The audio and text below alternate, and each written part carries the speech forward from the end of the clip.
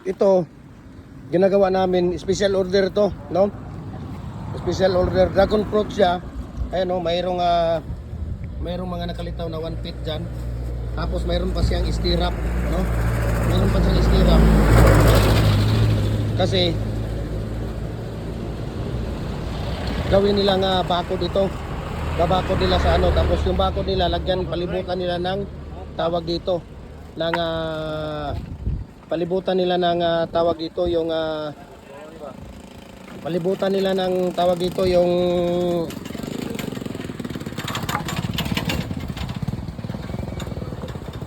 fruit.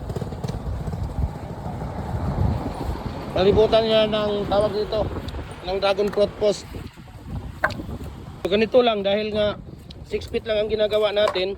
Mayroon tayong panganso na 2 feet dahil yung molder natin ay 4x4 by 8 feet siya, adjustable na po siya. Ayan. Para sa karagdagang detalye ng ating molder, i-message nyo ako, i-share ko sa inyo ang price list sa shipping details dito.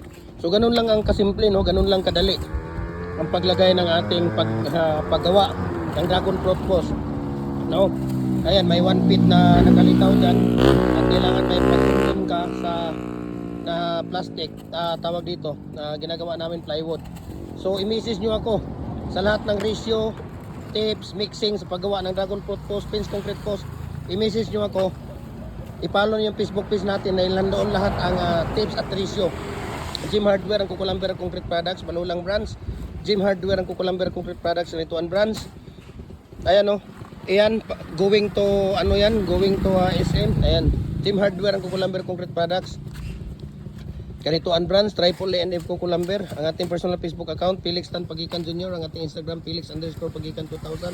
At saka yung ating TikTok account at Jim Hardware or Felix Tan Pagikan Jr. para updated po kayo sa lahat ng tips, ratio, mixing sa ating mga concrete products.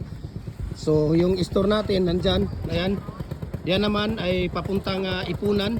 Tulay ng Ipunan yan, Bulao Bridge. Ito naman papuntang SM Uptown. Okay? So madali lang hanapin. I-message nyo ako, share ko sa inyo ang price list at saka shipping details dito. Ito yung ginagawa nila kahapon, no?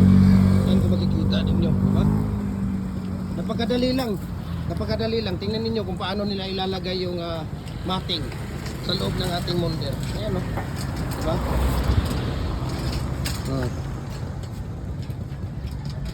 Napakabilis lang. So nagko-customize din tayo ng mga molder. Kung gusto niyo ng 4x4 by 8 feet, 4.5 by 4.5 by 4.5 by 8 feet, 5x5 by 8 feet, 5.5 by 5.5 by 8 feet, 6 by 6 by 8 feet, 6.5 by 6.5 by 8 feet, 7 by 7 by 8 feet. Nagko-customize tayo, no? Mayroon tayong fixed at detachable. Kaya ano pang hinihintay ninyo? I-message nyo ako, share ko sa inyo ang price list sa shipping details dito. Okay? So mamaya-maya tingnan natin kung paano nila ilagay yung plywood dito sa pangkundim ng ating dragon fruit post. Okay? Mabuhay and God bless po sa ating lahat.